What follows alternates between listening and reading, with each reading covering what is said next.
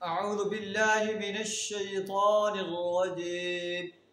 बिस्मिल्लाहिर रहमानिर रहीम। अस्किनूहुन्ना मिन हैथु सकनतुम मिन वुजुदिकुम वला तुदार्रूहुन्ना लितुज़य्यिक़ू अलैहिन। सदक़ल्लाहुल अज़ीम। इद्दत के बारे में मसाइल बयान फरमाए जा रहे हैं कि जो औरतें हैज़ से मायूस हो चुकी हैं या जिन्हें हैज़ नहीं आया उनकी इद्दत 3 महीने। अल्लाह फरमाता है इद्दत के दौरान उनको उसी जगह रखो जहाँ तुम रहते हो, जैसी कुछ भी तुम्हें जगह मुयस्सर हो। ला तुज़ार्रूहुन्ना लितुज़य्यिक़ू अलैहिन, उन्हें तंग करने के लिए उनको ना सताओ। कितने सुनहरी हिदायत हैं जो अल्लाह अहले ईमान को दे रहा है। अल्लाह औरतों की राहत के लिए क्या सामान कर रहा है।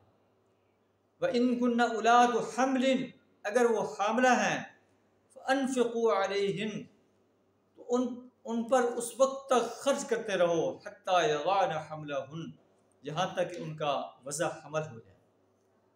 वज़ा हमल हो गया, दूध पिलाना है। अगर वो तुम्हारे बच्चों को दूध पिलाएं तो उन्हें अजर दो। आतूहुन्ना उजूरहुम वअतमिरू बैनकुम बिमारूफ, बाहमे गोश्तो सुनीद से ये मजदूरी तय कर लो, दूध पिलाने का अजर तय कर लो। व इन तासरतुम, लेकिन अगर तुमने उजरत तय करने में एक दूसरे को तंग किया, फसतुर्दिउ लहू उखरा, तो कोई और औरत उसे दूध पिला देगी।